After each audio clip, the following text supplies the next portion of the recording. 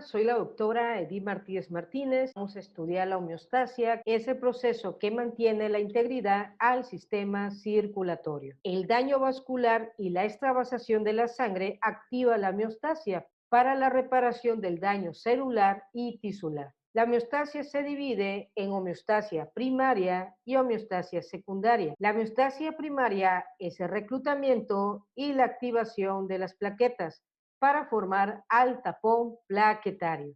Esta homeostasia primaria tiene tres fases para la formación del tapón plaquetario: la fase de adhesión, la fase de activación y secreción y la fase de agregación.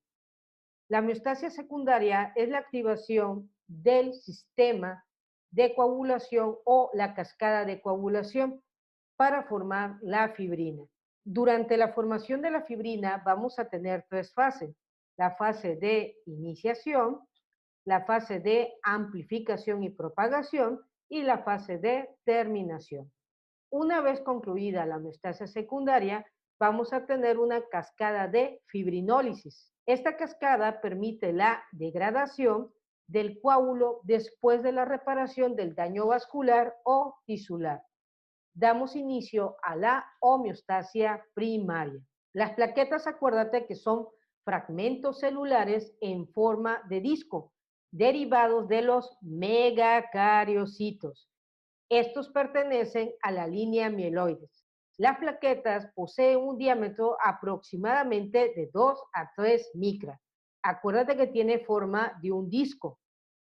La vida de las plaquetas en el torrente sanguíneo como fragmento celular puede ser de 9 a 14 días aproximadamente. Es necesario conocer la cantidad de plaquetas que hay en el torrente sanguíneo, porque de esto va a depender su funcionalidad.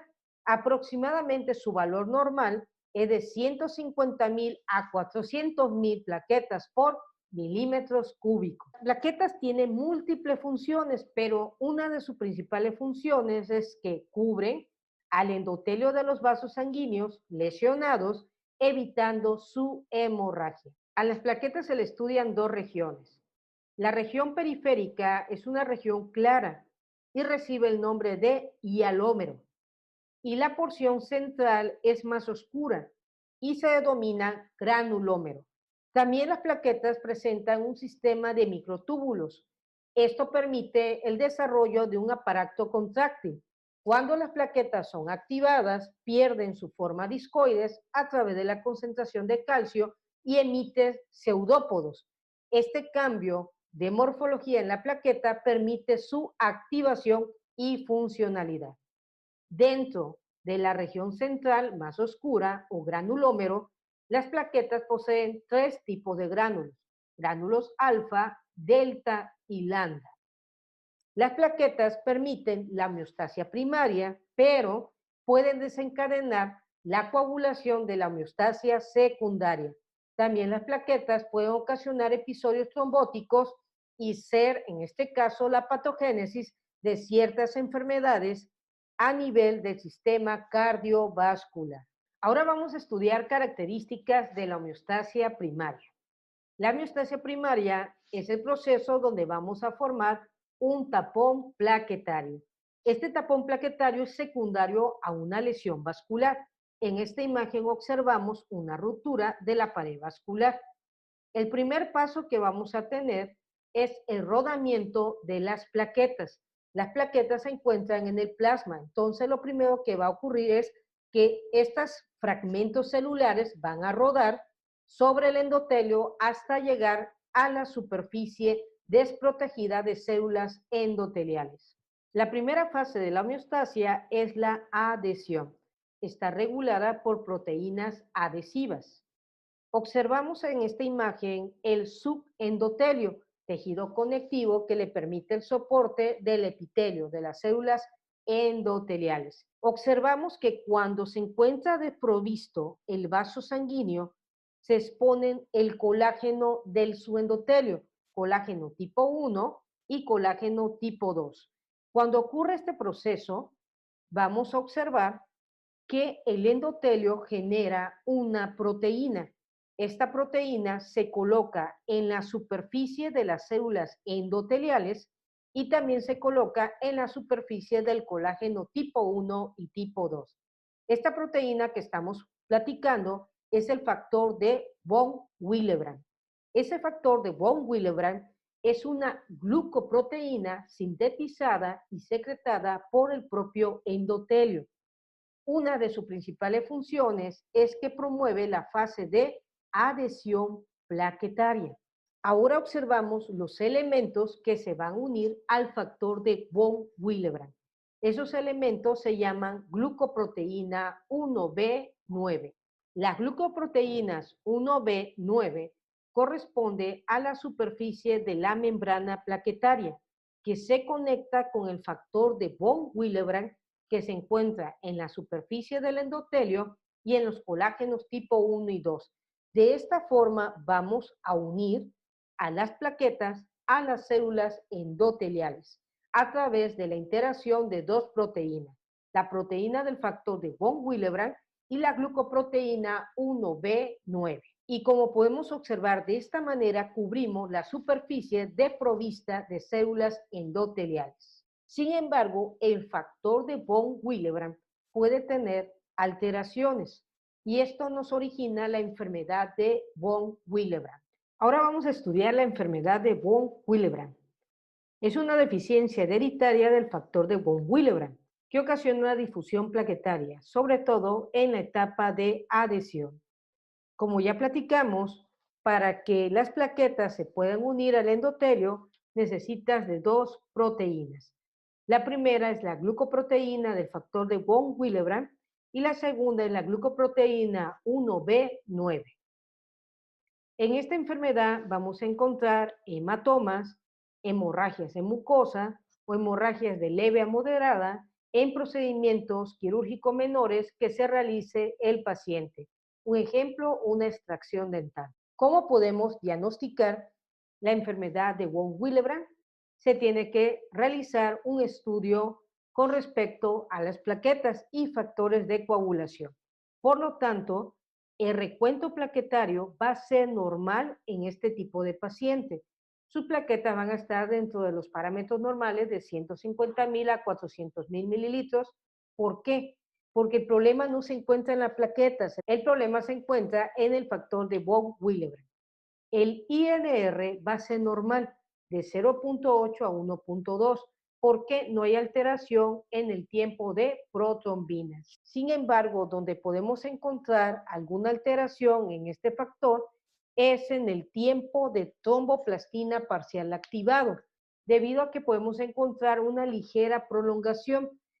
Sus parámetros normales de este tiempo es de 25 a 45 segundos, pero en enfermedad de von Willebrand podemos encontrar que ese tiempo se puede prolongar debido a que no se forma de manera apropiada el tapón plaquetario, porque no hay una vinculación entre el endotelio y las plaquetas. Sin embargo, hay factores que pueden mediar esta adhesión y esto permite que en lo que vienen otros factores, hacer el trabajo del factor de von Willebrand, se prolongue un poco el TTPA. Por lo tanto, para identificar la enfermedad de von Willebrand, debemos de realizar una cuantificación del antígeno de factor de von Willebrand plasmático, la función del propio factor y la concentración plasmática del factor 8. ¿Por qué debemos de cuantificar al factor 8? Porque el factor de von Willebrand mantiene la concentración plasmática del factor 8. ¿Cuándo se pueden alterar los niveles de concentración del factor de von Willebrand plasmático? Se pueden ver alterados en respuesta al estrés, en ejercicios, en inflamación e infecciones. Continuando con el estudio de la homeostasia primaria, tenemos la siguiente fase. Acuérdate que la primera fase fue la fase de adhesión, donde activaste al factor de von Willebrand y empleaste a la glucoproteína 1B9 para unir las plaquetas con el endotelio o con el colágeno desprovisto de endotelio. En la activación y secreción vamos a encontrar que las plaquetas van a cambiar de forma discoide a forma esférica. Este cambio, sobre todo, tuvo que ver con la concentración plasmática del calcio. Por tal motivo, las plaquetas, cuando están en la etapa de activación y secreción, su nombre lo dice, va a activar los gránulos o las proenzimas que se encuentran dentro de las vesículas de los gránulos de secreción plaquetaria. Por tal motivo, en esta fase se liberan los gránulos alfa, que contiene al fibrinógeno y factores de coagulación. También vamos a liberar a los gránulos deltas, que contiene calcio, ATP, serotonina e histamina. Y vamos a liberar a los gránulos lambda, que contienen enzimas hidrolíticas para la resorción del coágulo. También dentro de los gránulos de las plaquetas vamos a encontrar al bisfosfato de adenosina, al factor plaquetario 4, el calcio que permite la activación de estos gránulos o factores de coagulación. También vamos a encontrar a la serotonina, al factor de crecimiento derivado de plaquetas, al tromboxano A2, al factor 5 y al fibrinógeno. Todos estos elementos que hemos mencionado son agonistas que aceleran la formación del coágulo plaquetario y la reparación tísula. Para comprender la importancia de estos gránulos de las plaquetas, vamos a estudiar qué es un ecosanoides. Un ecosanoides es parte de la familia de las prostaglandinas, leucotrienos y compuestos similares que derivan de los ácidos grasos esenciales de 20 carbono, que contiene de 3, 4 y 5 dobles ligaduras. El ácido araquidónico es derivado de los ecosanoides y el ácido araquidónico, importante sustrato que nosotros vamos a emplear para la formación de ciertos elementos contenidos en los gránulos de las plaquetas. Este ácido araquidónico proviene del ácido linoleico. El ácido linoleico de los alimentos se encuentra sobre todo en las grasas de los vegetales. Por lo tanto, el ácido linoleico me permite, en este caso, derivar prostaglandinas a través del ácido araquidónico. En esta imagen observamos fosfolípidos y vamos a comprender cómo se lleva a cabo la liberación del ácido araquidónico. En primer lugar, el ácido araquidónico se encuentra esterificado en los fosfolípidos de la membrana plasmática de las plaquetas. Sobre todo se encuentra en la posición C2 del fosfatidilcolina y fosfatidilinositol. Dentro de la membrana de las plaquetas vamos a encontrar dos enzimas, fosfolipasa A2 o enzima fosfolipasa C. También vamos a encontrar la enzima diacilglicerolipasa.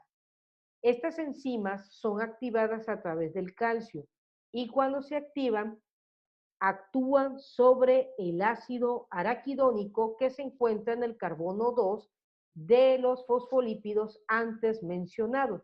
Esto que origina que el ácido araquidónico se hidrolice de los fosfolípidos y se libere. Por lo tanto, esto ocurre también en las plaquetas y en otros tipos de células. Al liberarse el ácido araquidónico de los fosfolípidos hacia el citoplasma, ahora se emplea como un sustrato. ¿Cuáles son las enzimas que van a utilizar al ácido araquidónico? Una de ellas son las enzimas ciclooxigenasa y las otras corresponden a la lipoxigenasas. Las ciclooxigenasas son enzimas activadas a través de enzimas microsomales. Por lo tanto, vamos a encontrar dos tipos de ciclooxigenasa, la COX-1 y la COX-2.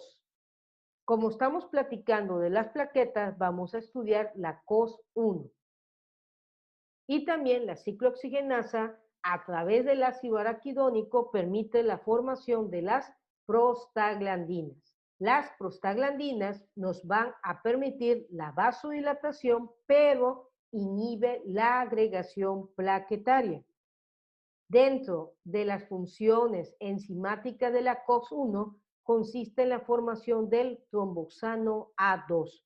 El tromboxano A2 nos va a permitir la vasoconstricción y es promotor de la agregación plaquetaria a través de la activación de los gránulos de las plaquetas. Otra enzima que actúa sobre el ácido araquidónico son las lipooxigenasas. Estas activan a los leucotrienos. Los leucotrienos nos originan vasoconstricción, broncoconstricción e incremento de la permeabilidad vascular. Dentro de la activación de las lipooxigenasas vamos a encontrar al ácido 5-hidroxiperoxiecosatetraenoico. Este ácido nos permite la activación de los leucotrienos A4, que permiten la participación de ciertos leucocitos durante los procesos de inflamación. La ciclooxigenasa es la enzima que sintetiza las prostaglandinas a través de la oxidación del ácido araquidónico. En este cuadro podemos identificar las características de la COX-1 y de la COX-2. La COX-1 son enzimas constitutivas, significa que se encuentran en todas las células, son protectoras en ciertas funciones y responden a estimulación hormonal. Su gen se encuentra en el cromosoma 9. Dentro de las funciones que regula la COX-1, vamos a tener la función plaquetaria a través de los trombosanos A2. Regulación del tono vascular. En la homeostasis vascular necesitamos una vasoconstricción. Regulación del tono bronquial, regulación de la función de la filtración renal y es citoprotector de la mucosa gástrica. Con respecto a la COX-2, son inducibles porque son inducidas por citocinas, factores de crecimiento y endotoxina. Estas COX-2 no se encuentran en todas las células de nuestro cuerpo humano, solamente son constitutivas en el cerebro. Su gen se va a encontrar en el cromosoma 1. ¿Cuáles son las funciones que están relacionadas con la COX-2? Citocinas proinflamatorias, regula la acción de las células del sistema inmunológico en procesos durante daño tisular, dolor, inflamación y fiebre. También la COX-2 regula las funciones de la ovulación y la inducción del parto. El fármaco que bloquea la función de la COX-2 consiste en la administración de corticosteroides. Ahora vamos a platicar de los antiagregantes plaquetarios. Son medicamentos usados para prevenir la formación de trombos. Evita la activación y la agregación plaquetaria. Estos antiagregantes plaquetarios actúan en la homeostasia primaria. ¿Para qué damos el tratamiento de los antiagregantes plaquetarios? Para prevenir infarto agudo de miocardio, evento vascular cerebral isquémico, cirugía vasculares, diálisis, trombosis venosa profunda y tromboembolia pulmonar. Todas estas patologías o intervenciones quirúrgicas pueden originar la formación de trombo y a través de los antiagregantes plaquetarios nosotros prevenimos esas formaciones. Dentro de los grupos de fármacos antiagregantes plaquetarios encontramos los AINES, antiinflamatorios no esteroideos, y su grupo principal es el ácido acetil salicílico, para que su función de antiagregante plaquetario pueda prevenir algunas de estas patologías. Otro fármaco que vamos a encontrar son los inhibidores de la GP2B3A y también vamos a encontrar a los fármacos tienopirimidinas. Los efectos colaterales que pueden originar serían hemorragias. Hemorragia, la formación de hematomas, hemorragias a nivel de mucosa o a nivel de aparato gastrointestinal. Para comprender la función de agregación plaquetaria y cómo actúan los antiagregantes plaquetarios, vamos a platicar un poco del ácido acetil salicílico, antiinflamatorio no esteroideo. Para comprender esto tenemos una representación esquemática de una plaqueta.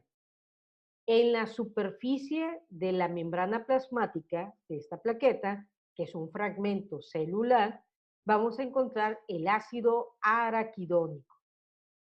Las enzimas fosfolipasa A2 o fosfolipasa C o la enzima diacilglicerolipasa que se encuentran en la membrana plasmática van a originar que el ácido araquidónico se libere hacia el citoplasma de la plaqueta. Posteriormente, la liberación del ácido araquidónico activa a la COX-1 plaquetaria. Esta enzima lógico, fue adquirida por la plaqueta cuando se estaba formando en los megacariocitos. La COS1 actúa sobre el ácido araquidónico y la transforma en prostaglandinas G2. La prostaglandina G2 es modificada por la COS1 plaquetaria y la transforma en prostaglandina H2. La enzima sintetasa trombosano A actúa sobre la prostaglandina H2 para formar el trombosano A2. Esto permite que el trombosano A2 pueda liberar los gránulos densos de las plaquetas, donde tenemos concentrados proagregantes y sustancias vasoactivas que permiten la agregación plaquetaria. Por lo tanto, el trombosano A2 permite la activación plaquetaria y el reclutamiento plaquetario. Otra característica importante es que el trombosano A2 sale de la plaqueta para dirigirse al músculo liso de los vasos sanguíneos, y esto origina contracción del músculo liso.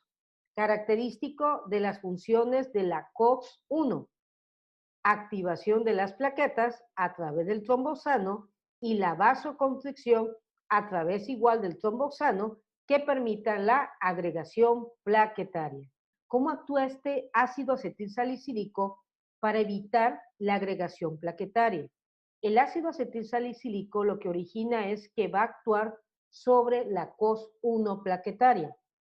Por lo tanto, acetila de forma irreversible a la COS1.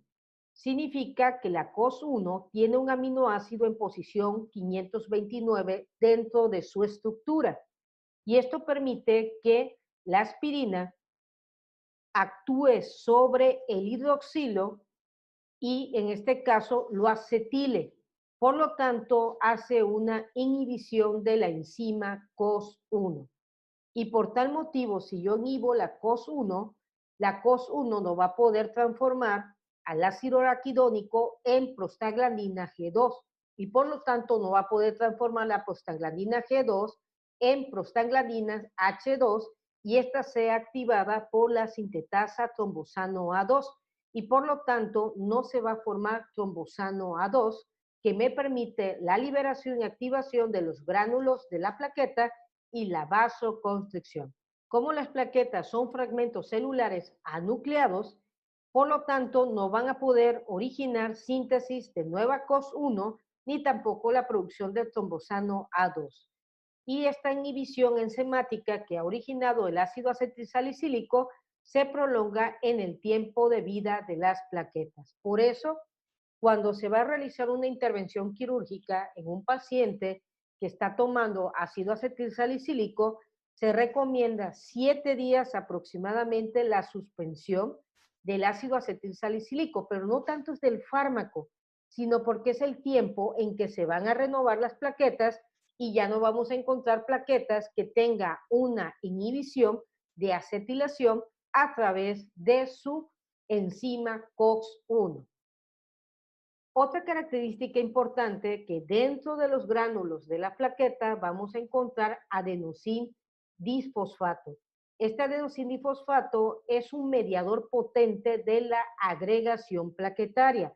Sin embargo, si al paciente le recetamos ácido acetilsalicílico a dosis mayores de 650 miligramos por día, esto va a originar el bloqueo del adenosín disfosfato y por lo tanto va a contribuir a la no agregación plaquetaria. Continuando con el estudio de las etapas de la homeostasia primaria, la agregación, vamos a encontrar que las plaquetas se desgranulan y dentro de la liberación del contenido de sus gránulos vamos a encontrar el disfosfato de adenosina, ADP, un mediador potente de la agregación plaquetaria que ya platicamos que a dosis elevada de la aspirina se bloquea.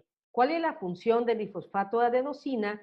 Es activar a los receptores purinérgicos.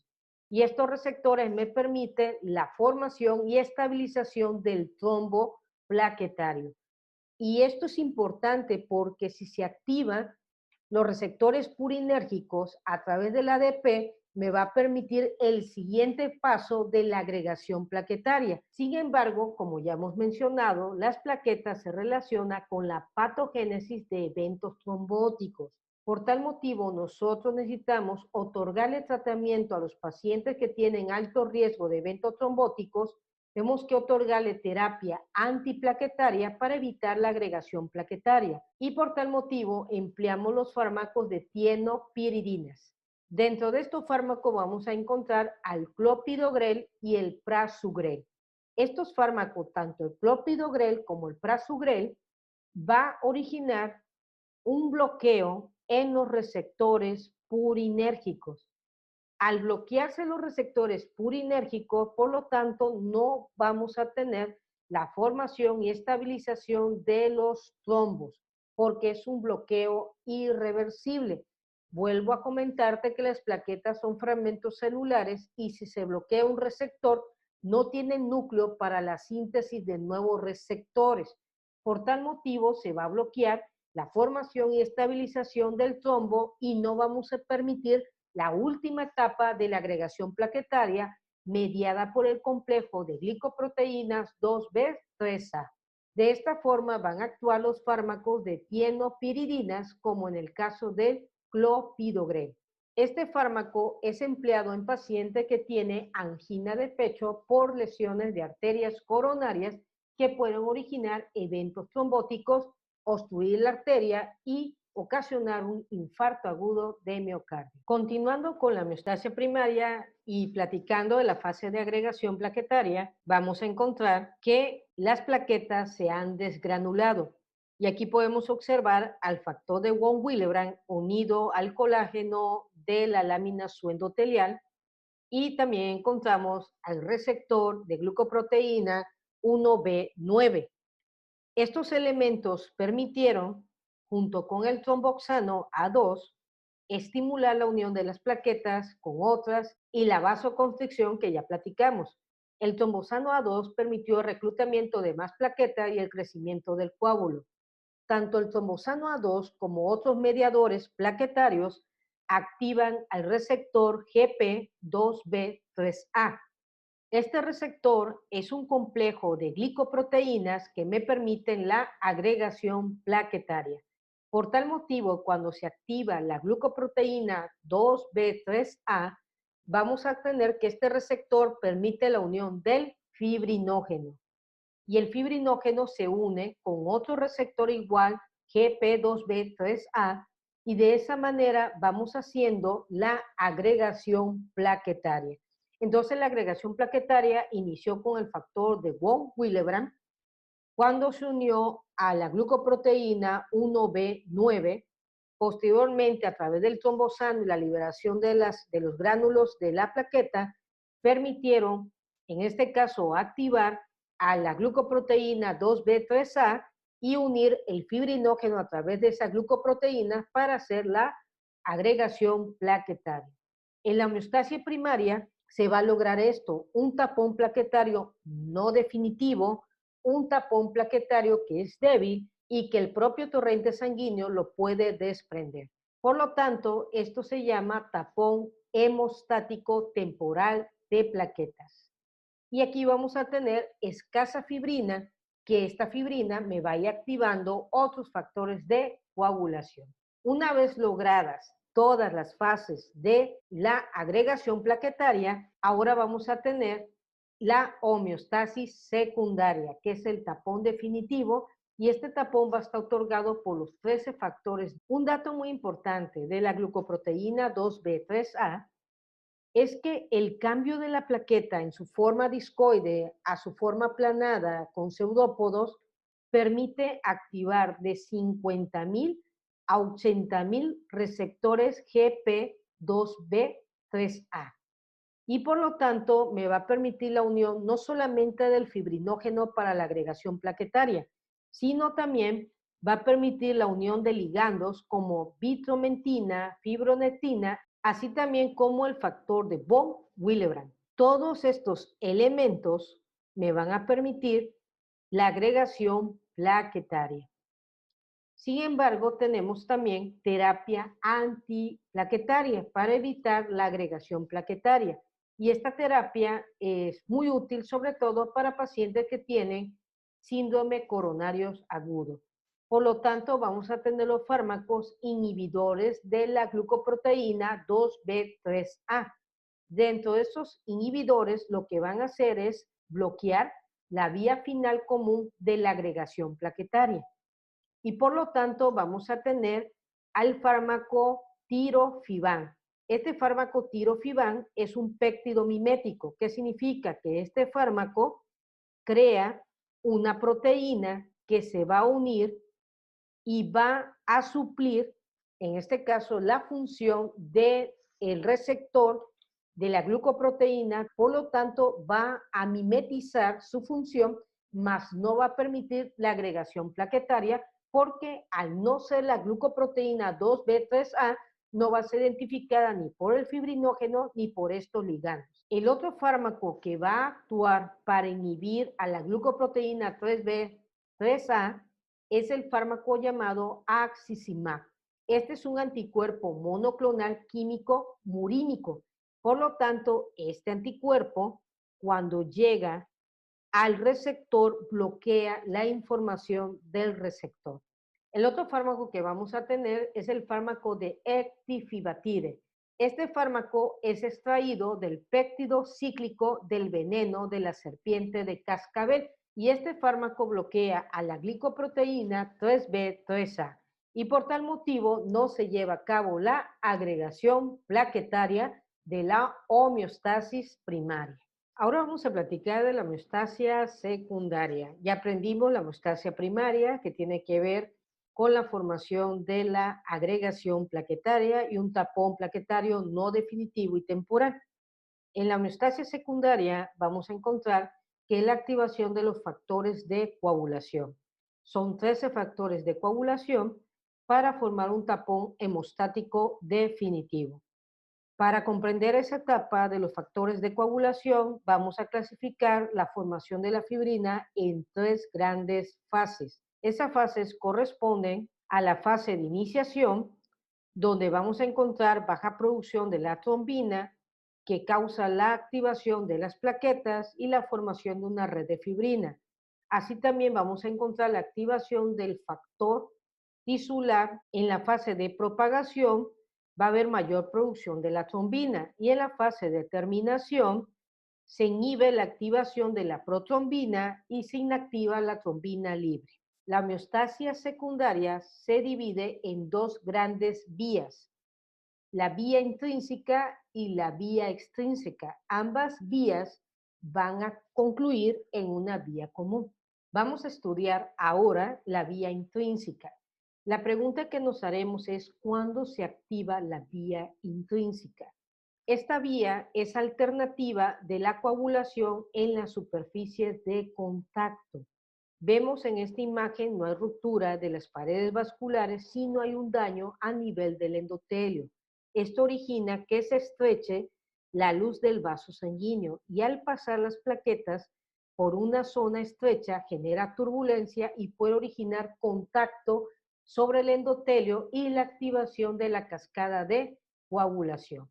En esta imagen observamos al endotelio, vemos las células endoteliales íntegras. En la superficie de las células endoteliales vamos a encontrar fosfolípidos con carga negativa. Esa carga negativa es importante para la vía intrínseca. Y esta superficie de contacto de fosfolípido me permite la liberación del factor 12. El factor 12 o factor de Hack-Hellman es el factor de contacto e iniciador de la vía intrínseca. Es una glucoproteína de 80 kilodaltos. Su vida media es aproximadamente de 50 a 70 horas en el plasma y su concentración es de 1.5 a 4.5 miligramos sobre decilitro. Este factor de coagulación activa a una enzima que se llama precalicreína plasmática. Cuando activa el factor 12 a la precalicreína plasmática, esta a su vez se convierte en calicreína plasmática. La calicreína plasmática va a su vez a activar al factor 12. Por lo tanto, una vez activado el factor 12, una vez activado el factor 12A, permite activar dos grandes factores, el factor 11 de la vía intrínseca y el factor 7 de la vía extrínseca. La calicreína plasmática va a actuar sobre el cininógeno. El cininógeno es una alfa-globulina plasmática. Este cininógeno hepático, a su vez, cuando la calicreína plasmática actúa sobre él, lo divide en dos grandes cininógenos. El cininógeno de alto peso molecular o factor de Figuerat y el cininógeno de bajo peso molecular. El cininógeno de alto peso molecular va a activar a la bradicinina y la bradicinina a su vez va a activar a la prostaciclina, al óxido nítrico, al factor hiperpolarizante derivado del endotelio, la vasodilatación a través de ciertos mediadores, la migración leucocitaria y el dolor que contribuyen, lógico, hacia la formación de más plaquetas y, lógico, a la reparación de ciertos tejidos. El principal factor de la vía intrínseca es el factor 12. Por lo tanto, la deficiencia del factor 12 origina un trastorno hereditario de la coagulación, porque no me va a permitir iniciar la vía intrínseca que se origina con la activación de contacto a través del endotelio de un vaso sanguíneo. Por lo tanto, el factor 12 es una proteasa de serina relacionada con el inicio de la cascada de la coagulación y la fibrinólisis. La disminución del factor 12 origina que no se active la precalicreína y tampoco tengamos el cininógeno de alto peso molecular. Por lo tanto, la deficiencia del factor 12 no genera grandes trastornos de la coagulación y los pacientes pueden ser asintomáticos o presentar moretones o sangrados leves en la mucosa. Sin embargo, ¿dónde podemos identificar la ausencia o la alteración del factor 12? En pruebas prequirúrgicas. Imagínense que es un paciente que no sabe que tiene alteración del factor 12 de la coagulación, iniciador de la vía intrínseca. Entonces, cuando nosotros solicitamos los estudios de tiempo de protrombina parcial activado, vamos a encontrar una prolongación de este, debido a que el tiempo de tromboplastina parcial activado evalúa la vía intrínseca de la coagulación y la vía común. Los resultados normales, acuérdate, del TPPA es de 25 a 45 segundos. Sin embargo, estos resultados van a estar alterados en pacientes que tienen, lógico, deficiencia del factor 12. Me preguntarás, doctora, ¿y por qué no podemos ver la ausencia del factor 12? Porque al estar deficiente este factor, tiene ayuda del factor 9 y del factor 11. Ahora vamos a estudiar la vía extrínseca. La vía extrínseca es activada cuando existe lesión endotelial y por lo tanto vamos a tener daño tanto de tejido como de vasos sanguíneos. Aquí observamos un endotelio, su subendotelio, acuérdate, colágeno tipo 1 y tipo 2, células endoteliales, y vemos que hay un daño en las células endoteliales y exposición de la matriz extracelular subendotelial. Esto que origina que el monocito, células del tejido conectivo subyacente al subendotelio, así como células epiteliales cercanas al vaso sanguíneo dañado, origine algo que se llama factor 3 o factor tisular o tromboplastina.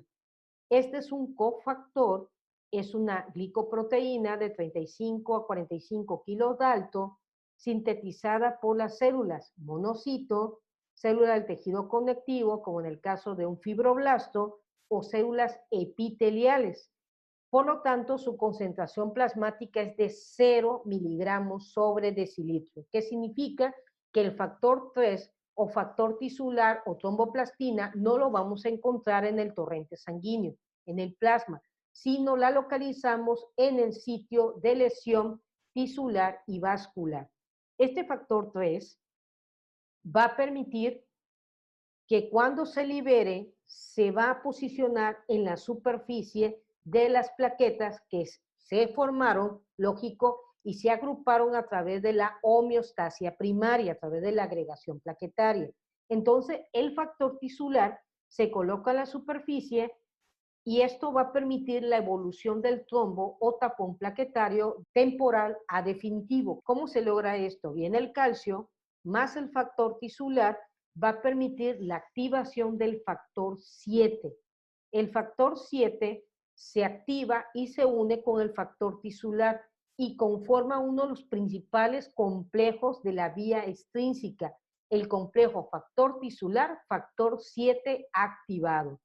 Este complejo, a su vez, va a permitir la activación del factor 9 y del factor 10 para, en este caso, entrar a la vía común y permitir la formación del tapón plaquetario definitivo. Un dato importante es que el factor tisular no puede posicionarse en las superficies de plaquetas inactivas. Solamente el factor tisular se puede activar y colocarse en la superficie de las plaquetas desgranuladas o sin gránulos y que se encuentran activadas formando el tapón plaquetario. Ahora vamos a estudiar la cascada de coagulación de la vía intrínseca. Acuérdate que esta vía es la que se activa cuando hay un daño endotelial sin ruptura de las paredes de los vasos sanguíneos. Paso número 1, tenemos activado el factor 12.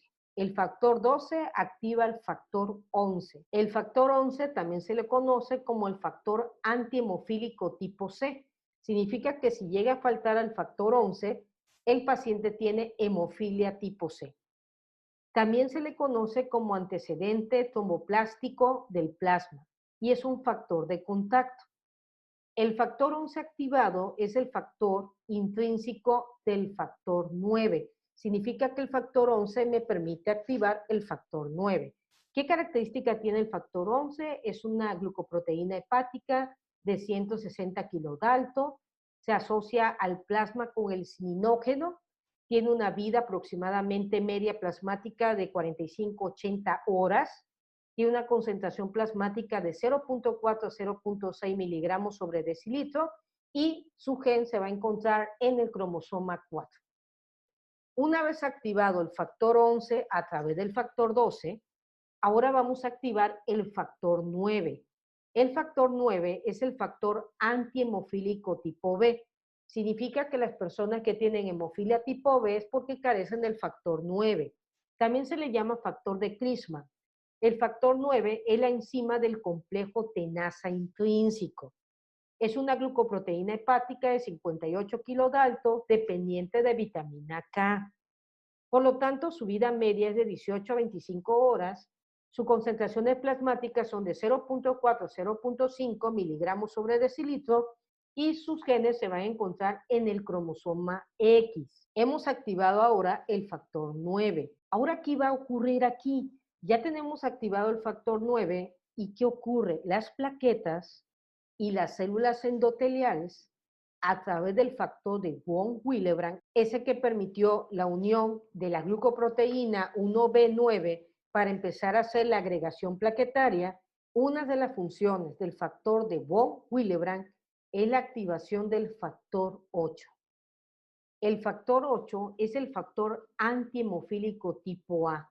Significa paciente con hemofilia tipo A carece de factor 8 o tiene deficiencia en el factor 8. Es el cofactor del complejo tenasa intrínseco. Es una glucoproteína hepática, como todos los factores de coagulación, de 330 kilodalto.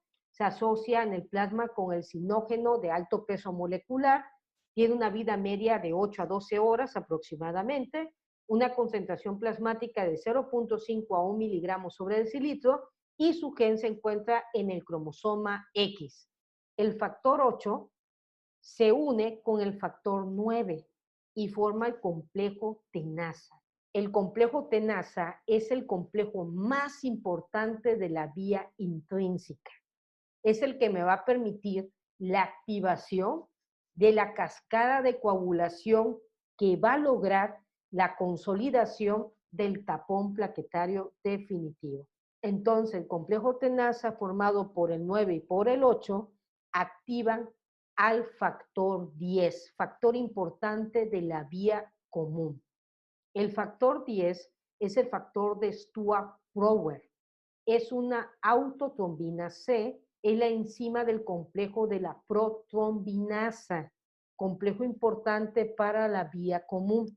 Es una glucoproteína hepática de 58 kilodalto, dependiente de vitamina K, vida media 24-40 horas, concentración plasmática 0.7 a 1.2 miligramos sobre decilitro y sus genes se van a encontrar en el cromosoma 18. Una vez activado el factor 10, damos inicio a la vía común. Otra característica importante del complejo tenaza formado por el 9 y por el 8 es que va a permitir activar las plaquetas que van llegando al tapón plaquetario definitivo que se va conformando. Quiero que aprendas ahora esta cifra, 8.911.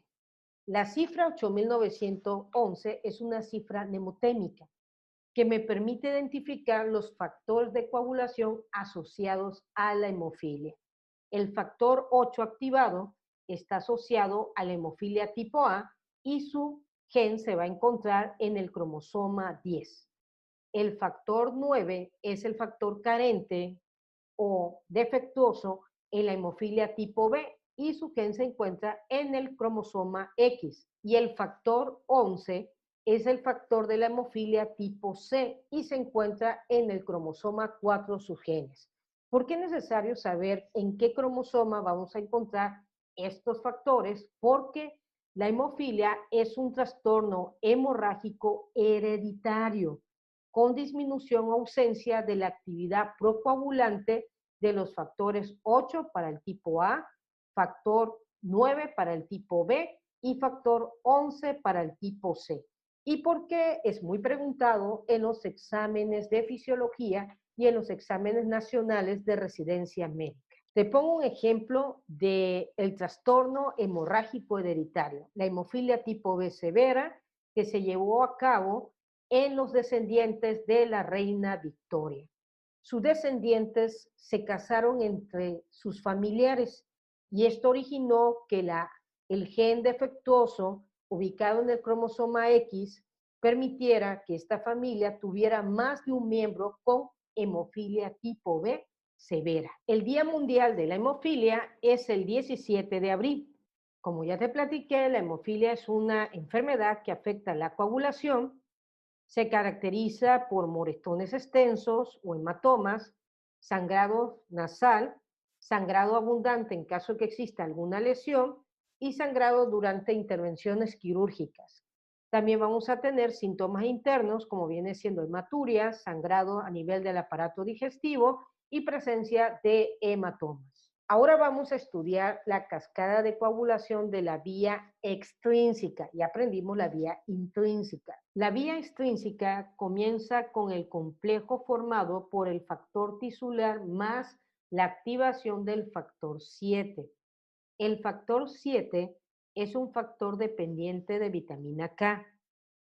El factor 7 activado más el factor tisular inician la vía extrínseca. El factor 7 es una glucoproteína hepática de 48 a 50 kilodalton, vida media de 4 a 6 horas, concentración plasmática de 0.05 a 0.06 miligramos sobre decilitro. Una pregunta importante de fisiología es, ¿cuáles son los factores o los elementos que permiten la activación del factor 7? El factor 7 no solamente lo activa el factor tisular, el factor 7 puede ser activado por el factor 9, el factor 12 o de contacto, la trombina, la plasmina, la proteasa activadora del factor 7 y tiene también un proceso de autoactivación. El factor 7 puede circular en el plasma de forma activa o inactiva. De forma activa o libre, el factor 7, al estar en el plasma, puede identificar aquellos vasos sanguíneos que se encuentran lesionados y que el factor tisular se encuentra tanto en la superficie del endotelio como en las plaquetas. Por lo tanto, el factor 7 libre no es activado por las proteasas plasmáticas como pueden ocurrir con otros factores de coagulación. La vida media que tiene este factor 7 activo en el torrente sanguíneo corresponde a 2 horas aproximadamente. En esta imagen podemos observar que el factor 7 va a identificar la exposición del su endotelio para unirse con el factor tisular e iniciar la cascada de coagulación de la vía extrínseca. El factor 7 tiene la característica de autoactivarse a través del complejo factor tisular factor 7. Una vez formado el complejo factor tisular factor 7, se activa el factor 9. Una vez activado el factor 9, este activa al factor 10.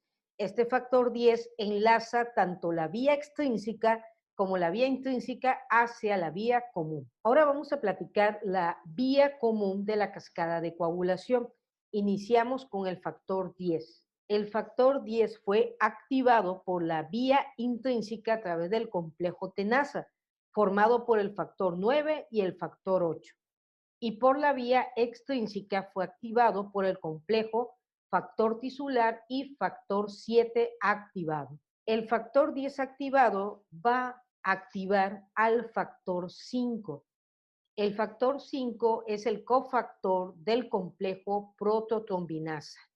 Es una glucoproteína hepática de 330 kilodalton, una vida media aproximadamente de 12 a 36 horas y una concentración en el plasma de 0.4 a 1.4 miligramos sobre decilitro. Una vez activado el factor 5, a través del factor 10, se va a formar un complejo importante para la vía común.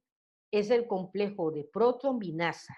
Este complejo de protrombinasa está formado por el factor 5 activado, el factor 10 activado, más el factor 4 que corresponde al calcio. Este complejo va a activar al factor 2.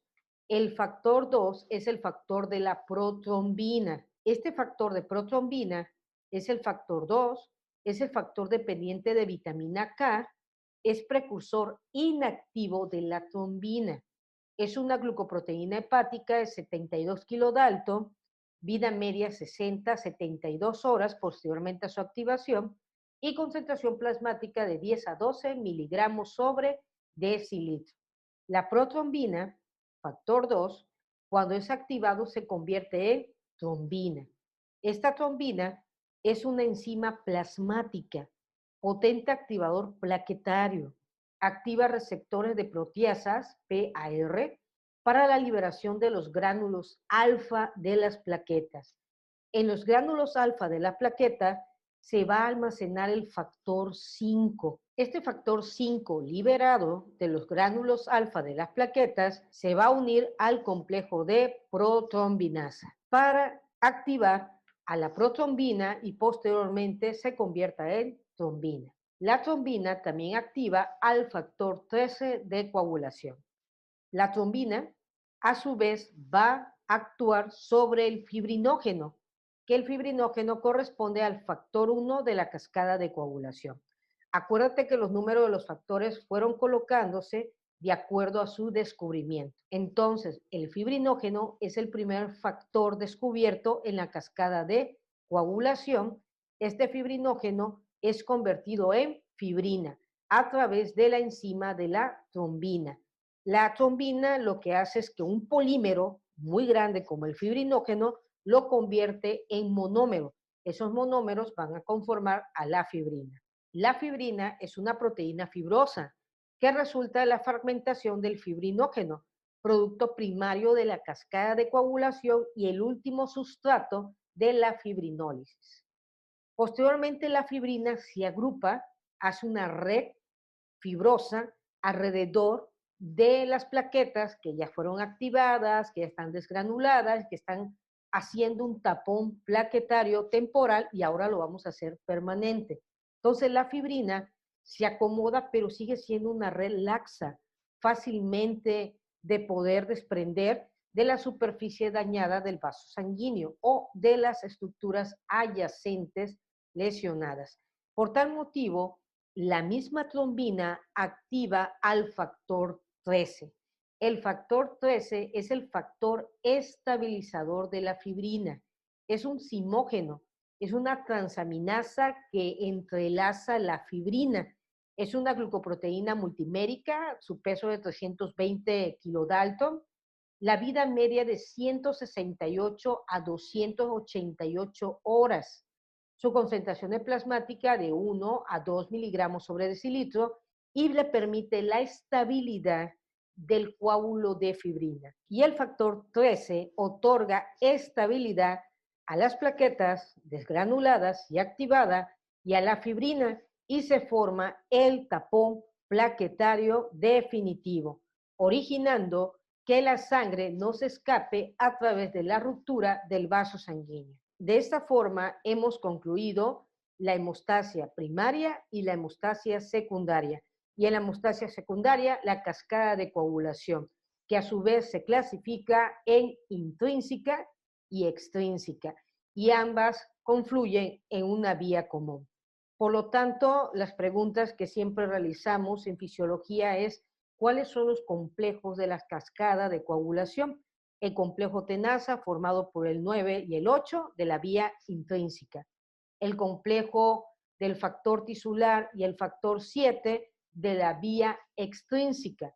Y el complejo de protrombinasa, conformado por el factor 5 activado, el factor 10 activado y el calcio para la activación de la protrombina, que se convierte en trombina.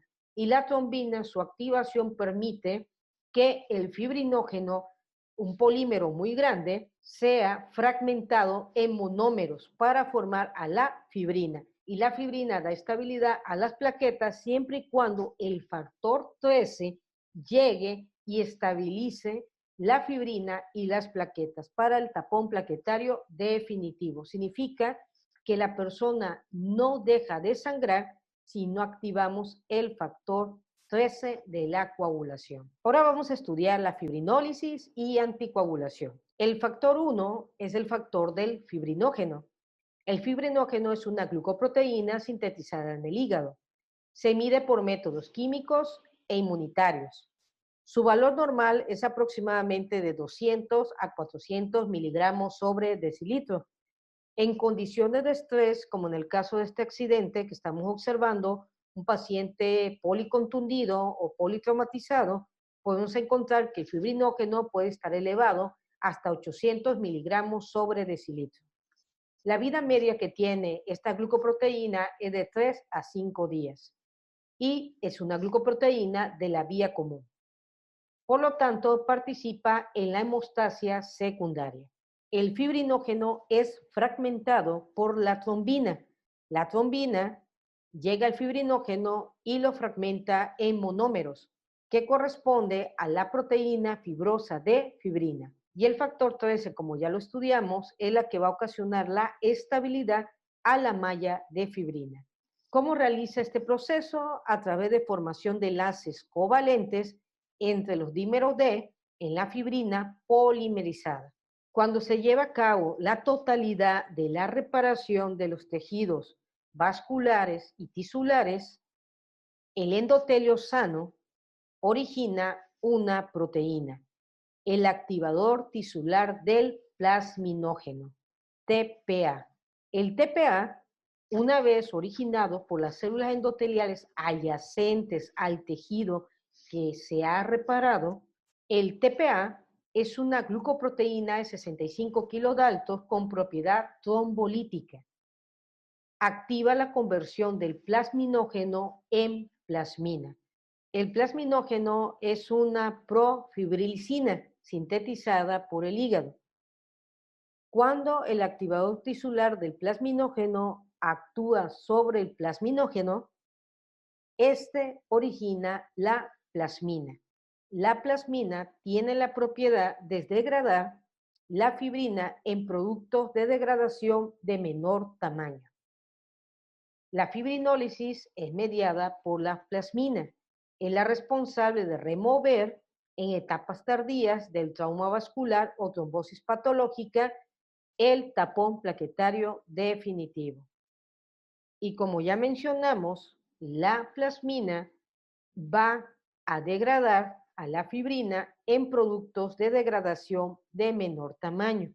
Y estos productos corresponden al fragmento X, que es coagulable, al fragmento Y y D, con propiedades anticoagulantes, y al fragmento E, que es un fragmento inerte.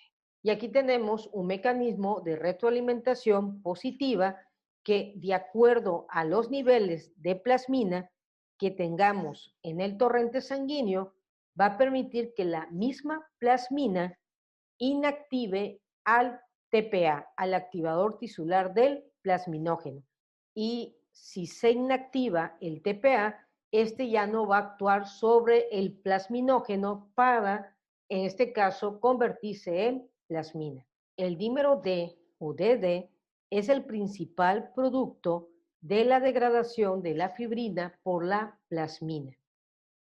Se genera en el paso final de la formación del trombo. Por lo tanto, los valores normales del dímero D es menor a 500 nanogramos sobre mililitros. Otro producto que debemos de verificar durante la degradación de la fibrina por la plasmina es el producto de degradación de fibrina. Son productos que quedan en el plasma al disolverse el coágulo sanguíneo o el trombo. Este producto de degradación de la fibrina tiene el siguiente valor: de 0 a 10 miligramos sobre mililitros o menor de 10. Con respecto al activador tisular de plasminógeno, TPA, hay un fármaco sintetizado a través de él que se llama Alteplasa. El Alteplasa contiene activador tisular de plasminógeno, por lo tanto es un fármaco trombolítico.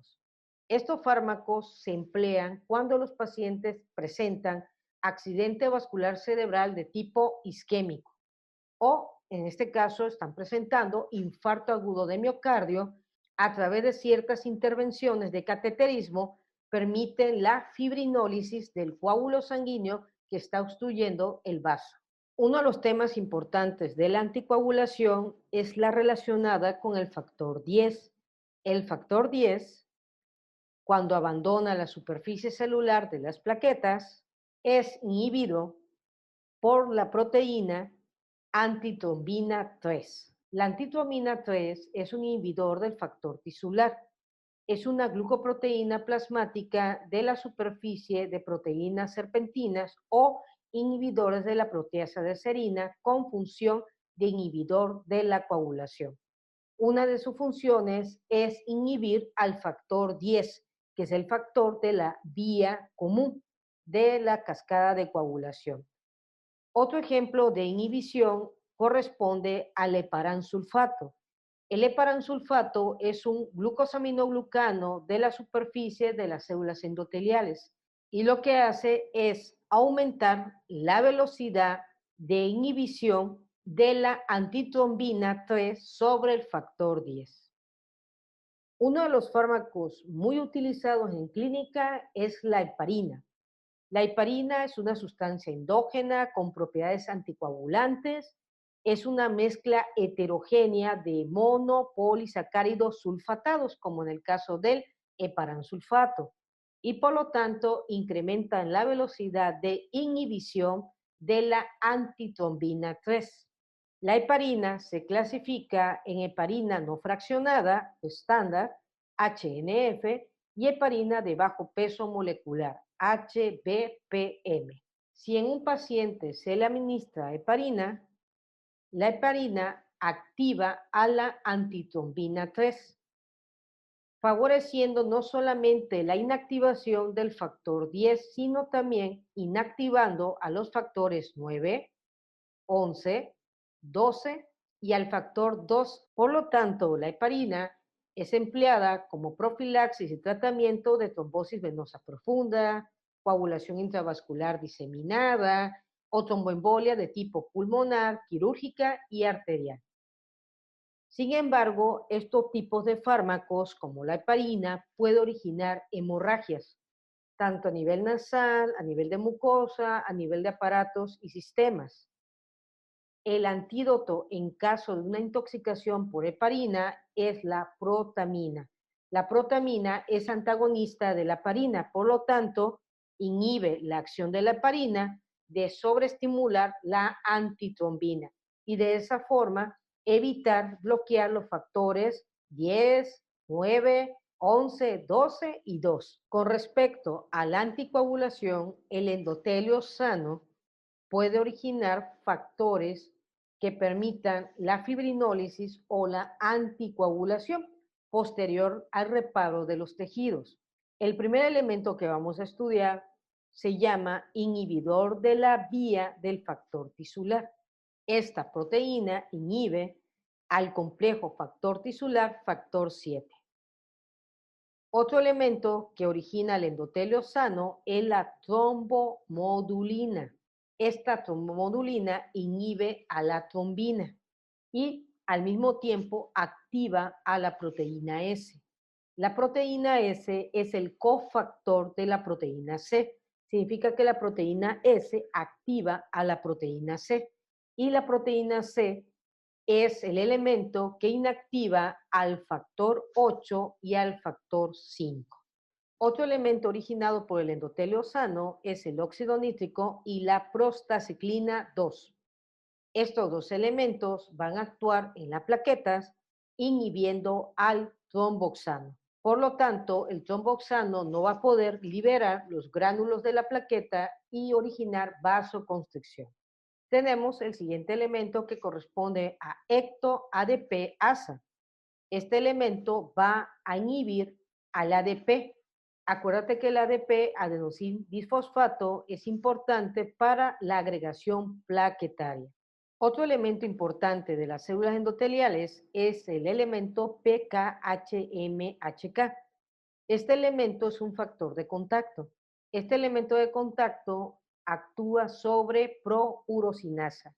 Una vez activando este elemento, se convierte en el activador del plasminógeno tipo urosinasa. Este activador de plasminógeno es el principal activador del plasminógeno sobre la superficie endotelial. El plasminógeno, cuando es activado, se convierte en plasmina y la plasmina es la que degrada a la fibrina en elementos más pequeños. Las plaquetas originan otro elemento, el inhibidor de fibrinólisis activado por trombina, TAFI. Tanto la trombina como la plasmina activan a este inhibidor, que su función principal es fragmentar a la fibrina en pequeños elementos. Hemos comprendido que el endotelio sano y las propias plaquetas originan elementos para la fibrinólisis y anticoagulación. Identificamos los elementos, inhibidor de la vía de factor tisular, ese es un elemento, trombomodulina, ese otro elemento que va hacia la trombina, la proteína C se activa a través de la trombomodulina para que activa la proteína C y este inactiva estos factores de coagulación. También tenemos que el óxido nítrico y la prostaciclina van a inactivar al tromboxano, que ecto-ADP-ASA inactiva el ADP, importante para la agregación plaquetaria, junto con el trombosano. Tenemos los factores de contactos que activan al activador de plasminógeno tipo urosinasa, que activa el plasminógeno para convertirlo en plasmina y fragmente, lógico, la fibrina. Y tenemos inhibidor de fibrinólisis activado por la trombina y por la plasmina para fragmentar igual la fibrina. Sin embargo, así como tenemos estos elementos activados, hay elementos que los van a inactivar. Un ejemplo es el inhibidor del activador del plasminógeno tipo 1, originado también por las células endoteliales y es un regulador negativo de la fibrinólisis, principal inhibidor de dos importantes estructuras, de TPA y de UPA. Inhibe la trombina, la plasmina y la proteína C. Esa es la principal característica de este inhibidor activador del plasminógeno. Va a inhibir a este elemento. No vemos aquí al TPA porque ya lo platicamos más adelante. También va a inhibir la trombina, como estamos platicando. la proteína C. Otro elemento importante se llama alfa-2 antiplasmina.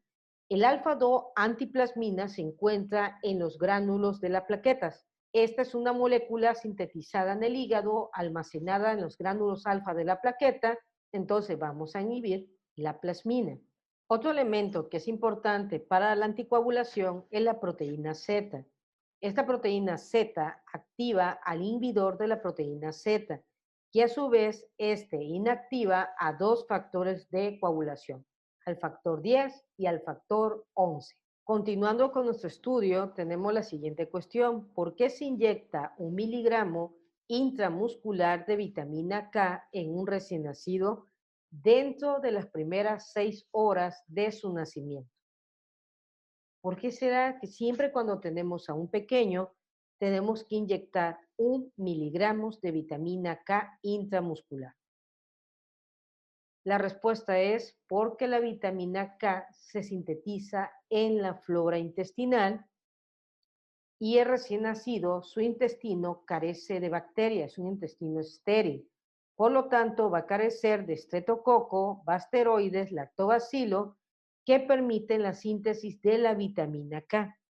Por tal motivo, tenemos factores de coagulación dependiente de vitamina K. Si un pequeño no tiene la vitamina K administrada, puede originar la enfermedad hemorrágica del recién nacido. Al administrarle 1 miligramo intramuscular de vitamina K, evitamos que tenga enfermedad hemorrágica del recién nacido, porque no va a tener la vitamina K que permite la activación de los factores K dependientes. La vitamina K o hidroquinona es un cofactor de la enzima hepática gamma-glutamil carboxilasa. Significa que esta enzima, para que se active, necesita de la vitamina K. Y esta enzima activa a los factores dependientes de vitamina K, al factor 2, al factor 7, al factor 9 y al factor 10. Cataliza la carboxilación posttraducional de varios residuos de glutamato a ácido gamma carboxiglutámico en el residuo lógico de glutamato en los extremos N-terminales. Por tal motivo, para que te aprendan los factores de coagulación dependientes de vitamina K, acuérdate de la cifra 27.910, el factor 2, 7, 9 y 10. Como hemos platicado, hay fármacos que actúan en ciertos factores de coagulación. El anticoagulante que bloquea a los factores dependientes de vitamina K es la warfarina. La warfarina impide la formación en el hígado de factores activos dependientes de vitamina K. Si se indica en un paciente el fármaco de warfarina, la warfarina inhibe a la enzima hepática gamma-glutamil carboxilasa. Por tal motivo, se inhibe la formación del factor 2, del factor 7, del factor 9 y del factor 10. De esta forma, evitas la cascada de coagulación y que se llegue a formar el tapón plaquetario definitivo. Cuando indicamos la warfarina, la indicamos como profilaxis o tratamiento de trombosis venosa, embolismo pulmonar, tromboembolia asociada con fibrilación auricular, sustitución de una válvula cardíaca y reduce el riesgo de muerte en pacientes con infarto agudo de miocardio. Sin embargo, la warfarina puede ocasionar sangrado a nivel nasal, de mucosa, de aparatos y sistemas. Le indicamos el fármaco fitomenadiona para evitar los efectos secundarios de la warfarina. Vamos a analizar el siguiente caso. Paciente femenina, 17 años, es atendida en urgencia por trabajo de parto de 37 semanas de gestación. Se obtiene a un recién nacido masculino, 2.850 gramos, Argar 8, Silverman 3. El médico interno de pediatría, al cortar el cordón umbilical, observa que el recién nacido presenta una hemorragia profusa en el buñón del cordón. De acuerdo a la situación clínica del recién nacido, ¿cuál es el factor de coagulación deficiente? El factor 2, el factor 9, el factor 12 o el factor 13. De acuerdo a lo que aprendiste a través de esta clase y tu previa lectura en los libros, ¿cuál sería el factor que esté afectado en este recién nacido? Acuérdate que tú tienes a un tapón plaquetario, tienes fibrina. El factor 2, el factor 9 y el factor 12 permitieron la formación de esto. Sin embargo, hay un solo factor que evita que sangre la persona siempre y cuando consolide el coágulo sanguíneo, y ese es el factor 13. Entonces, nuestro paciente tiene una deficiencia del factor 13, característica al cortar el cordón umbilical, sangra no solamente al instante, puede sangrar 1 o varios días. Es una deficiencia hereditaria autosómica recesiva del factor 13 que ocasiona la destrucción rápida del coágulo en formación. El tratamiento que le vamos a dar al pequeño es concentración del factor 13 porque está carente, o crioprecipitado y plasma fresco congelado, que tenga lógico el factor 13. Ahora vamos a estudiar las pruebas que me permiten evaluar a los factores de coagulación. El tiempo de protrombina, TP, y el tiempo de tromboplastina parcial activado, TTPA, son las pruebas que generalmente utilizamos para identificar los factores de coagulación. TTPA, que significa tiempo de tromboplastina parcial activada, evalúa los factores de la vía intrínseca con respecto a los factores 11, 9 y 8. El tiempo de tromboplastina parcial activado, sus valores normales son de 25 a 45 segundos. TP, que es el tiempo de protrombina, evalúa la vía extrínseca de los factores tisular, el factor 7 y el factor 9. Y sus valores normales corresponden a 10 y 14 segundos aproximadamente.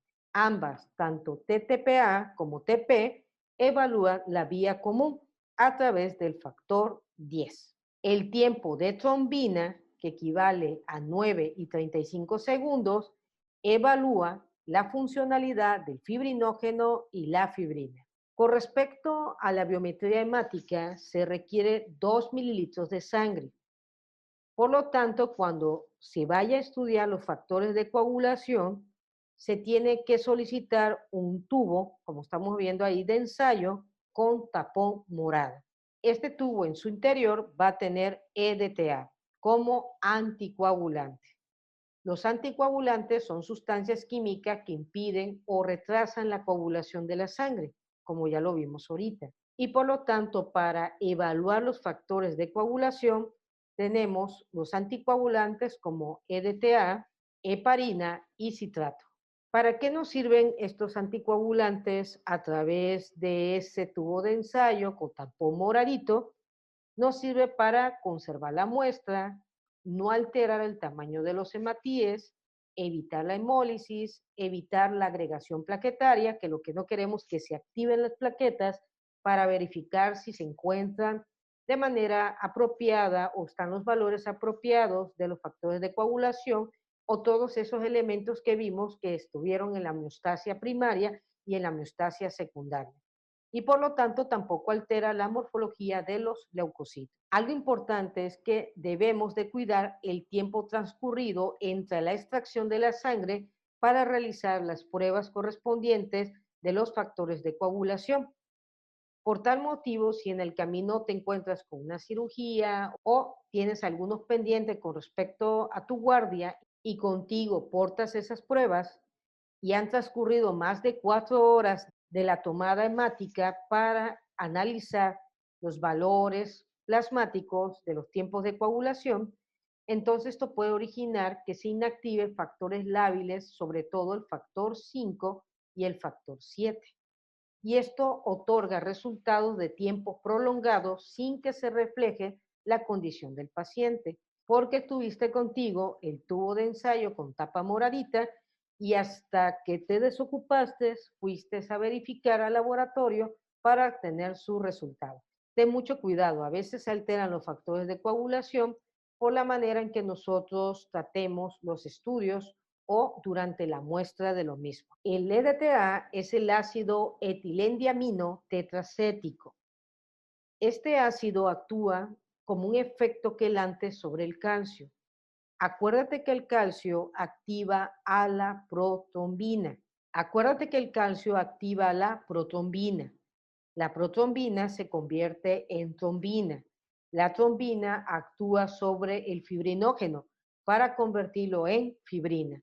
Y la fibrina crea una red sobre la superficie de las plaquetas activadas. Y de esta forma tienes la coagulación sanguínea. Sin embargo, el tubo donde toma las muestras para el análisis del TP y TTPA tiene ETA. Por lo tanto, como tiene ETA, esta va a inactivar el calcio, no originamos la conversión de la protrombina en trombina, el fibrinógeno en fibrina y por lo tanto no tenemos coagulación sanguínea dentro del tubo morado. Cuando se estudia el tiempo de protrombina, tenemos que activar la coagulación. Se le agrega factor tisular o tromboplastina y el calcio. El resultado normal varía de 10 a 14 segundos con menos de 60% de actividad. ¿Por qué esa variación? Es que depende del tipo de tromboplastina que se le agregue cuando se esté realizando el análisis. Por tal motivo, para evitar esa diferencia de resultados, se utiliza un método de estandarización para expresar esa variación. Y este método se llama razón internacional normalizada, INR. El índice internacional normalizado estandariza los resultados de prueba de tiempo de protrombina de 0.8 a 1.2. Esto es importante porque permite evaluar los tiempos de coagulación durante la aplicación de ciertos fármacos como la warfarina y la heparina. Tiene utilidad para evaluar la efectividad de la anticoagulación con antagonistas de la vitamina K. Sin embargo, a veces tenemos algunas alteraciones del INR, sobre todo en pacientes que presentan insuficiencia hepática. Por tal motivo, aquí tenemos que medir el INR, más aparte los productos de degradación de la fibrina, que corresponde al dímero D y los niveles del fibrinógeno a nivel plasmático. Con respecto a la prueba TTPA, es el tiempo de tromboplastina parcial activado, evalúa la vía intrínseca de coagulación y la vía común. El resultado normal es de 25 a 45 segundos. ¿Cuál es la causa más frecuente de alteración del tiempo de tromboplastina parcial activada? Que estos segundos se vayan afectando es cuando existe alguna deficiencia de los factores de coagulación de la vía intrínseca. ¿Cómo se logra el tiempo de tromboplastina parcial activado falsamente prolongado? Esto se puede lograr cuando la muestra de sangre se toma a través de catéteres que son heparinizados, aún con cantidades muy pequeñas, aunque laves tú el catéter para tomar la muestra, y estos fragmentos de heparina pueden prolongar al tiempo de tromboplastina parcial activado. Con respecto al tiempo de trombina, que corresponde a la última etapa de la vía común de la coagulación, evalúa la conversión del fibrinógeno en fibrina. Se obtiene agregando trombina bovina al plasma citratado. Sus valores normales corresponde a 9 a 35 segundos. Este tipo de estudio nos permite evaluar coagulación intravascular diseminada y hepatopatías. Con respecto al tiempo de sangrado, de acuerdo a la técnica de Duke, vamos en este caso a realizar la medición de la duración de la hemorragia producida por una punción hecha en el lóbulo de la oreja a través de una lanceta. Normalmente, ¿cuánto debe de durar en realizarse el tapón plaquetario y evitar el sangrado en el lóbulo de la oreja? dura aproximadamente de 3 a 7 minutos. Permite evaluar la retracción del capilar y la cantidad y calidad de las plaquetas. Acuérdate que el valor normal de las plaquetas en su recuento es de 150.000 a 450.000 mililitros. Con cifras menores de las plaquetas, el sangrado se prolonga. Por lo tanto, esto lo podemos observar cuando empleamos antiagregantes plaquetarios. Sobre todo, sabemos muy bien que las plaquetas actúan en la homeostasia primaria.